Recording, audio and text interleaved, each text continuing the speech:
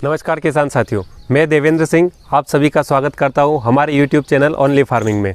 साथियों, जैसा कि हमने पहले बात करी थी कि हम बहुत जल्द आपके लिए सोयाबीन की खेती के ऊपर एक पूरा कंप्लीट वीडियो लेकर के आने वाले हैं। कृषि वैज्ञानिक हमारे साथ होंगे। तो साथियों, आज हमारे साथ है हमारे केवी के नीमच से डॉक्टर श्याम सिंह जी सारंगदेव। आपका बहुत बहुत स्वागत है। सबसे पहले मैं चाहूँगा कि आप एक बार अपना इंट्रोडक्शन आप दे देवा। मैं डॉक्टर श्याम सिंह सारंगदेव कृषि विज्ञान केंद्र नीमच में पोषण संरक्षण वैज्ञानिक के पद पर कार्यरत हूँ और हमारा जो विशेष जो काम रहता है वो किसानों को तकनीकी मार्गदर्शन देना।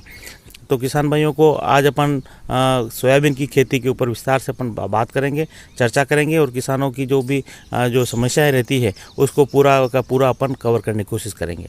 सोयाबीन की खेती करने के लिए सबसे पहले किसान भाइयों को क्या करना चाहिए? सर्वप्रथम किसान भाइयों को खेत का जो चयन है, क्योंकि अपन मैक्सिमम एरिया में सोयाबीन लगा रहे हैं, तो खेत में थोड़ा सा किसान भाई ध्यान रखें कि ऐसे खेत का चयन करें जहां पर जल निकास की उचित व्यवस्था हो। जिस खेत में पानी भर जाता है वहां पर सोयाबीन की खेती करना असंभव है। वहाँ पर खेती में अगर अपन उसमें सोयाबीन लगा देंगे तो अपन को नुकसान भी उठाना पड़ सकता है। तो किसान भाई ध्यान रखें कि खेत का चयन कर रहे हैं तो वहाँ पर जल निकास की उचित व्यवस्था उस खेत में हो, उसका अपन चयन करें। दूसरी बात, मुख्य बात आती है कि अभी समय है, किसान भाई चाहें तो अपना मिट्टी का परीक्षण जो है वो करवा सकते हैं। भारत सरकार का मृदा स्वास्थ्य कार्ड योजना जो चल रही है उसके तहत जो है निःशुल्क इसकी जांच करके किसानों को उपलब्ध कराई जाती है और उसके आधार पर, जिसको बोलते हैं सॉइल टेस्टिंग वैल्यू बेस्ड, अगर फर्टिलाइजर का उपयोग किसान करता है तो निश्चित तौर पर उसकी लागत भी कम होगी और उत्पादन में इजाफा होगा। करके जांच कराने के आधार पर जो कार्ड आता है उसके आधार पर ही इसमें खादों का अपन मात्रा का प्रयोग करेंगे तो निश्चित तौर पर उत्पादन में इजाफा होगा। दूसरी अगर बात करते हैं कि उसमें किसान भाई और क्या ध्यान रखें, तो किसान भाइयों को 3 वर्ष में एक बार गहरी जुताई किसान भाई को ये है। एक तो मिट्टी में जल धारण क्षमता बढ़ जाती है। दूसरा, जो बहुवर्षीय खरपतवार है उसके नियंत्रण में आपको सहायता मिलती है। तीसरा, जो कीट और व्याधि हैं उसके कोई अवस्था अगर ज़मीन में पड़ी हुई है तो वो जैसे बाहर आ जाएगी और वो सूर्य की किरणों के द्वारा वो समाप्त हो जाएगी। तो इस प्रकार इसके भाइयों को 3 वर्ष में एक बार इसको अवश्य करना चाहिए। के बाद में अगर अब उसने ऐसा किया है गत साल तो वो 2-3 बार कल्टीवेटर चला करके और पाटा लगा करके खेत को तैयार करके जो अंतिम जुताई कर खेत को तैयार रखना चाहिए। जब तक अच्छी बरसात न हो जाए तब तक किसान को बुआई नहीं करनी चाहिए। सोयाबीन की खेती जो है 1200-1300 mm तक सफलतापूर्वक की जा सकती है, परंतु इससे ज़्यादा बरसात होने पर जो इसकी खेती जो है प्रभावित होती है। परंतु किसान भाइयों से मेरा आग्रह है कि जो सोयाबीन का बीज अगर अपने पास में है तो उसको अच्छी तरह से ग्रेडिंग कर लें और उस बीज को निकाल करके उसमें अंकुरण परीक्षण करने के बाद में अंकुरण एक बार जांच लें और जांचने के बाद उसकी बुआई करें। कम से कम उसमें 70% जो है जर्मिनेशन या अंकुरण की क्षमता उसमें होनी चाहिए। अगर ऐसा नहीं हो रहा है तो वो किसान भाई अपनी बीज की मात्रा को बढ़ा करके भी बुआई कर सकता है। और यदि समिति के माध्यम से, विभाग के माध्यम से या बीज निगम के माध्यम से अगर बीज उपलब्ध होता है तो किसान भाइयों को वहाँ से बीज ला करके बोने का जो है प्रयोग में लाना चाहिए।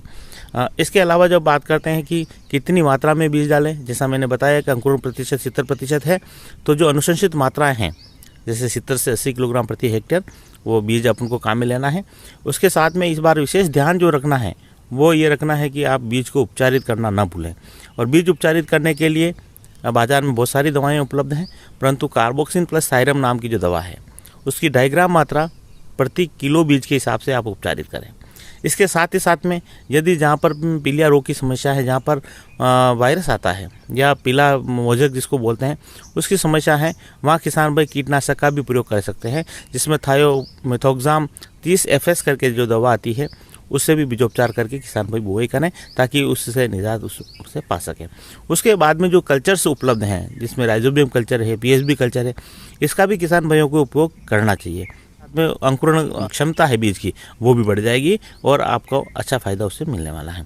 तो राइजोबियम कल्चर्स का इस्तेमाल कितना करें, इसके लिए मैं आपको बताना चाहूँगा कि अगर पहली बार अगर उस खेत में अपन राइजोबियम कल्चर या PSB कल्चर का इस्तेमाल कर रहे हैं किलो बीज के या 10 ml प्रति, आजकल लिक्विड में भी उपलब्ध है, तो 10 मिलीलीटर मात्रा प्रति किलो बीज के हिसाब से आप प्रत्येक का उपयोग कर सकते हैं। यदि आपने पहले उस खेत में उपयोग किया है तो आप 5 मिलीलीटर से भी काम चला सकते हैं प्रति किलो बीज। तो सबसे पहले अपन को फफूंदीनाशक का प्रयोग करना है और फिर उसके बाद में कल्चर्स का इस्तेमाल करना है। और कीटनाशक का भी अपन इस्तेमाल कर रहे हैं, फंजीसाइड लें, फिर इंसेक्टिसाइड लें और उसके बाद में कल्चर्स का इस्तेमाल करके आप बुआई करें। इनका इस्तेमाल जो कर रहे हो वो बुआई के तुरंत पहले ही करें। रही बात खादों की, खादों मैंने बताया कि मिट्टी परीक्षण आपने करवा रखा है तो उसके आधार पर अपन खादों का इस्तेमाल, अनुसंधान की अनुशंसाएं उपलब्ध है, आधार पर आप खादों का इस्तेमाल करें। जैसे अपन सोयाबीन की बात कर रहे हैं तो 25 किलोग्राम नाइट्रोजन, 60 किलोग्राम फास्फोरस और 40 किलोग्राम जो है पोटास और 20 किलोग्राम सल्फर प्रति हेक्टेयर का इस्तेमाल किसान भाइयों को करना चाहिए। अगर अपन इसके उर्वरकों की बात करें कि कितना उर्वरक लगेगा तो मैं आपको बताना चाहूँगा कि जो विकल्प नंबर 1 जिसमें सिंगल सुपर फास्फेट का प्रयोग किसान करना चाहता है तो उसमें लगभग 500 किलोग्राम प्रति हेक्टेयर का इस्तेमाल उसको करना होगा। और क्योंकि इसमें फास्फोरस की पूर्ति हो रही है, सल्फर की पूर्ति हो रही है, कैल्शियम की पूर्ति हो रही है, परंतु नाइट्रोजन की पूर्ति नहीं हो रही है। तो ऐसी कंडीशन में किसान भाई जब बुआई कर रहा है उस समय उसको 12 से 15 किलो प्रति बीघा या अपन कह सकते हैं 50 से 60 किलोग्राम प्रति हेक्टेयर के हिसाब से आपको यूरिया का भी प्रयोग करना होगा। साथ ही साथ में हम पोटास की बात करें, क्योंकि इसमें पोटास की भी पूर्ति नहीं होगी तो उस कंडीशन में आपको पोटास भी अलग से डालना है और वो भी लगभग आपको 10 से 12 किलोग्राम प्रति बीघा या 50 से 60 किलोग्राम प्रति हेक्टेयर के हिसाब से इस्तेमाल आप कर सकते हैं। वैसे मिट्टी जांच के आधार पर करेंगे तो सबसे बेस्ट रिजल्ट्स उसके मिलेंगे, परंतु ये अनुशंसाओं के आधार पर मैंने बताया इसका आप इस्तेमाल करके आप इसका उपयोग कर सकते हैं। यदि आपने इस विकल्प का उपयोग नहीं किया तो अपन दूसरा विकल्प लेंगे, उसमें आप DAP का प्रयोग करते हैं जिसमें 1846 जिसको आप बोलते हैं। इसका प्रयोग करेंगे तो आपको लगभग 130 किलोग्राम प्रति हेक्टेयर DAP का प्रयोग करना होगा।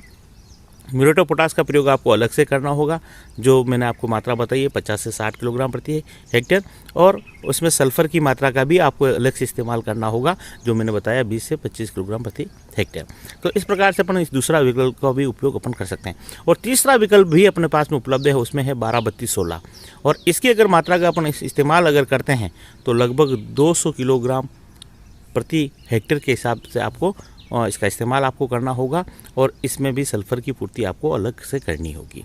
तो किसान भाइयों, सिंगल सुपर फास्फेट का इस्तेमाल अगर कर रहे हैं तो आप बुआई के 10 से 15 दिन पहले इसका इस्तेमाल कर सकते हैं, परंतु जो अन्य खाद हैं वो उसके बुआई के समय ही आप इस्तेमाल करेंगे। अगर डबल जो पेटी वाली यानी सीड कम फर्टिलाइजर ड्रिल आती है उसके माध्यम से आप खाद का इस्तेमाल करके बुआई करेंगे, निश्चित तौर पर आपको अच्छा उत्पादन मिलेगा। किसान भाइयों, प्रत्येक फसल के लिए गोबर की खाद की आवश्यकता होती है। ये ऐसा नहीं है कि केवल अफीम और लहसुन का जो खेत आपने डिसाइड कर रखा है उसी जगह अपन गोबर की खाद डालें। कोशिश करें कि बहुत सी बार किसान भाई प्रश्न करते हैं, साहब हमारे पास इतने पशु नहीं है कि हम पूरे खेतों में हम इसका इस्तेमाल कर लें। परंतु मेरा किसान भाइयों से आग्रह है कि अच्छा किसान वही है जो प्रत्येक खेत में गोबर की खाद को पहुँचाने का टारगेट ले रखा हो, या उसके मन में इच्छा है कि मैं प्रत्येक खेत में इस गोबर की खाद को पहुंचाऊं। ऐसे करने से क्या होगा कि सभी खेतों की उत्पादन क्षमता में वृद्धि होगी, और ज़्यादा मात्रा उपलब्ध नहीं है तो आप उसको अल्टरनेट या रोटेशन के आधार पर तीसरे साल उस खेत में गोबर की खाद को अवश्य पहुँचाएँ, ताकि आपके उत्पादन में इजाफा होगा। किसान साथियों, अगर आपको हमारा ये वीडियो अच्छा लगा हो तो आप लाइक सब्सक्राइब ज़रूर कीजिएगा और अधिक से अधिक किसान भाइयों तक पहुँचाएँ, कि ताकि वो भी इसकी पैदावार ज़्यादा से ज़्यादा ले सके और इसका अधिक से अधिक मुनाफा हमारे किसान भाइयों को। धन्यवाद। जय हिंद, जय भारत।